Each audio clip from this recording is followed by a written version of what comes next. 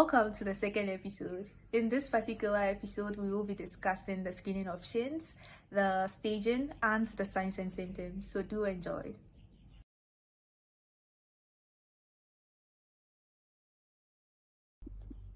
Screening for any disease is done before the onset of signs and symptoms. In the case of cervical cancer, screening is done to assess the health of the cervix and to detect any abnormal cell changes. There are two commonly used tests to screen for cervical cancer, the pap smear test and the high-risk HPV testing. The pap smear test detects the abnormal cell changes that have the potential of developing into cancers.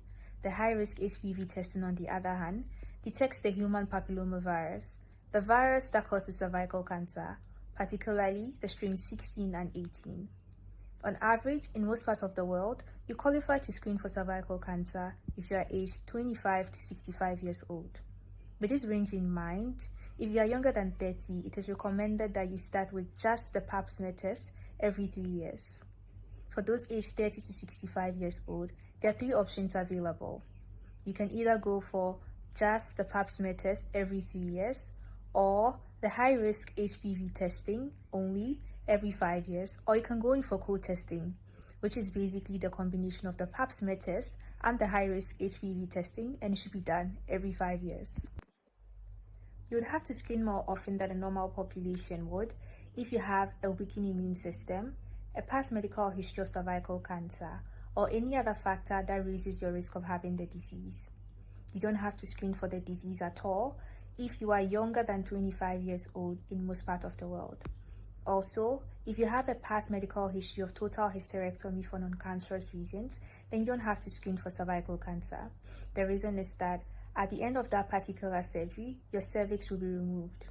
Also, for those older than 65 years old who have 2 negative high-risk HPV test results or 3 negative pap smear test results in the past 10 years, it is recommended that you discontinue screening for cervical cancer. The reason is that your risk of having a new HPV infection develop into cervical cancer is significantly lowered.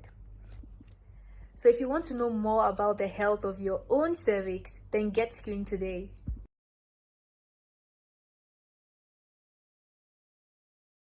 Hi everyone, my name is Senyaba Blessing and we are going to be looking at the stages of cervical cancer. Staging of a disease usually refers to the extent to which the disease has been spread in the body. And for cervical cancer, there are usually 4 stages. Generally, the higher the stage of the cancer, the more the cancer has spread in the body. So stage 0 of cervical cancer is usually the precancerous stage of the cancer, and it's also referred to as carcinoma in situ. Early stage of cervical cancer is usually referred to the stage 1A, 1B, and 2A.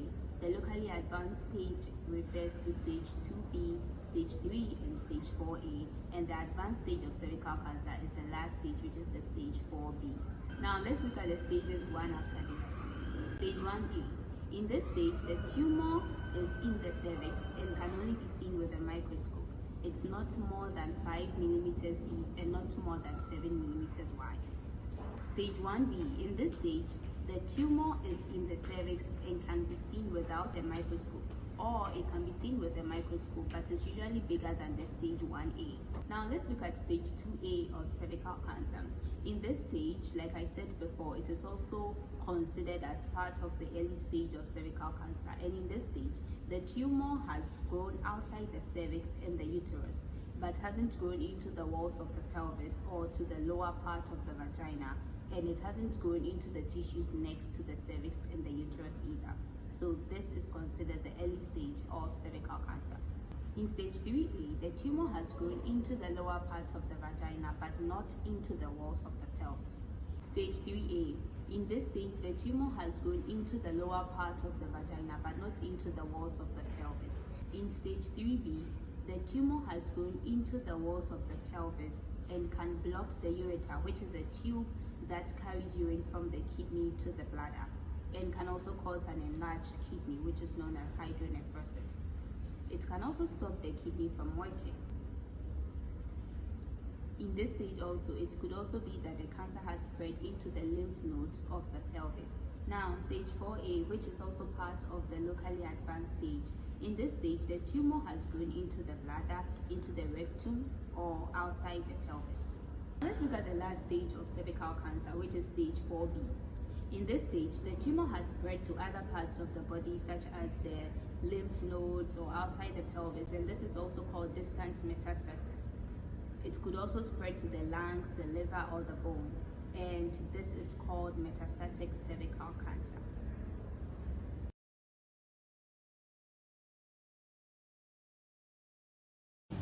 So women with cervical cancer can be asymptomatic, which means that they may not present with any signs and symptoms at all, especially in the early stages of the cancer. But if they do, they may present with vaginal discharge, which is usually foul smelling. They may present with vaginal bleeding, which is usually on contact, so say during and after sex. And then also the vaginal bleeding can also be found in postmenopausal women with cervical cancer. They may also present with intramenstrual bleeding, which is abnormal, so they may have their periods in between their recent periods and then the one that was supposed to come next. They could also have irritative urinary symptoms like frequency in urination, urgency. They may urinate a lot at night, and then they may also have pain while urinating, which is called dysuria. They could also have rectal pain, they could have back pain, they could cough, in the later stages when there's metastasis to the lung, and they could have some general symptoms of cancers like weight loss and then loss of appetite. Also, women with cervical cancer may present with pain during sex, which is known as dyspareunia. We have come to the end of the second episode, and in our next and final episode, we will be talking about the HPV vaccination. Thank you once again for your time, and please be expectant for the next. Thank you.